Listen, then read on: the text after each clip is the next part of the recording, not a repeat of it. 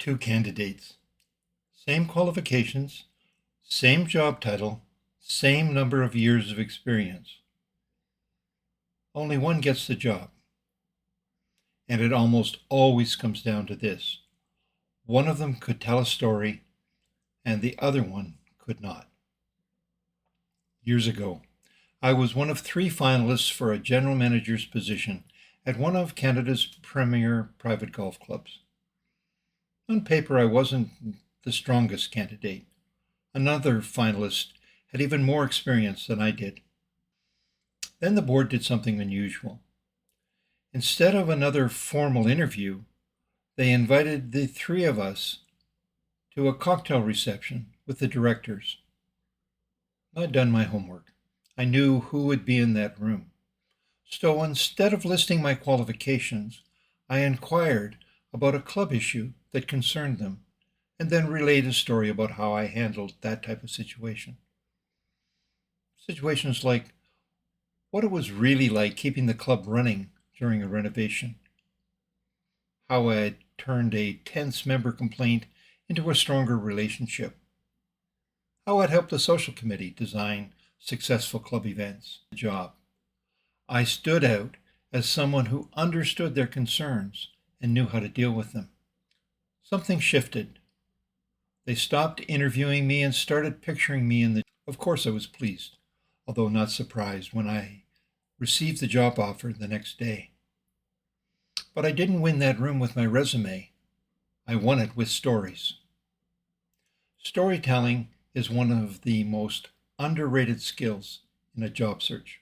Not because it's rare, everyone can tell a story, but because most people don't know how to tell the right story in the right way at the right moment in a professional conversation. And that's what today's all about.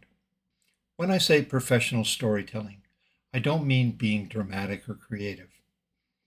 I don't mean telling a long-winded anecdote about your career.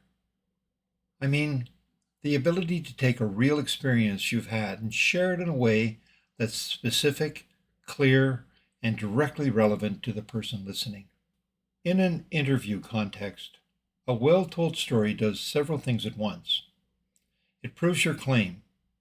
Instead of saying, "I'm good at managing conflict," you're showing it. It makes you memorable. People remember stories long after they've forgotten bullet points. And it signals intelligence, the ability to draw relevant connections between your past and their future. In a career transition, storytelling is how you bridge the gap between where you've been and where you want to go. It's how you make your previous experience legible to someone in a different industry. It's how you explain a career change without having to apologize for it. It's how you make someone who has 20 minutes with you feel like they know you and trust you. And increasingly, in a world flooded with AI polished resumes and generic cover letters, the ability to tell your own story authentically is one of the few things that genuinely differentiates you. You can't automate lived experience. A specific, honest story about something that actually happened and what you did with it, that's uniquely yours. There's two traps. The first is telling stories that are too long. Most people start their story further back than they need to, include too many people and details, and bury the actual point somewhere in the middle. The rule I use: if your story takes more than 90 seconds to tell, that's probably too long. Cut everything that isn't the specific action you took and why it mattered. The second trap is telling stories that prove the wrong thing. You're describing a situation, walking through what happened, and completely forgetting to say what you specifically contributed. "We launched the product" is not a story about you. "I redesigned the onboarding flow when we realized we were losing 40% of the users in the first week." That's a story about you. The fix for both traps is the same. Know what you're trying to prove before you start talking.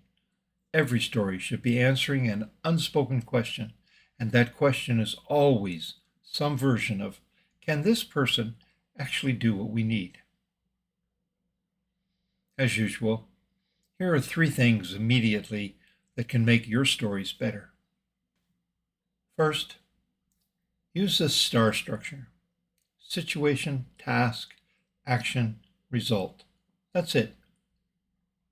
1 sentence of context, 2 to 3 sentences on what you specifically did, 1 sentence on what changed. Everything else is optional. This structure forces you to stay focused on what actually matters, your specific contribution with respect to the issue at hand and how your effort had impact. Second, lead with the action, not the context. Most people spend too long setting the scene. Try starting with what you did.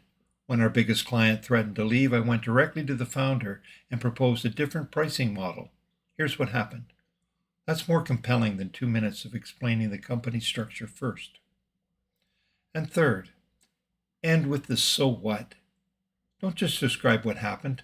Tell them what it says about you as a professional.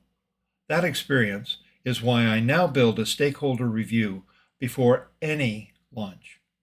That connects the story to who you are now, and it turns past events into evidence of current thinking. Practice telling your best 3 stories in 90 seconds each. That's the exercise. Once you can do that, every interview gets easier. Your career is full of stories worth telling. The challenge isn't finding them, it's knowing how to tell them in a way that actually lands, and that's a very learnable skill. This week's deep dive post on Tuesday goes into the full storytelling framework, including how to find your best stories, how to structure them for different kinds of questions, and how to handle the moments when the story doesn't go exactly as you hoped. On Wednesday at 7 p.m., we'll meet as a group in the Zoom Pathfinder Campus Community Meeting Room to discuss this topic in even more depth. Everyone's welcome, and we'd love to see you on Wednesday to share stories as a group. On Thursday, the practical exercise post walks you through building and refining 3 of your strongest career stories. And then on Saturday, the reflection piece is about the stories we tell to ourselves, which are often the hardest ones to get right. You have more compelling stories than you think. This week is about learning to tell them. Enjoy this week's posts, and we look forward to seeing you on Wednesday.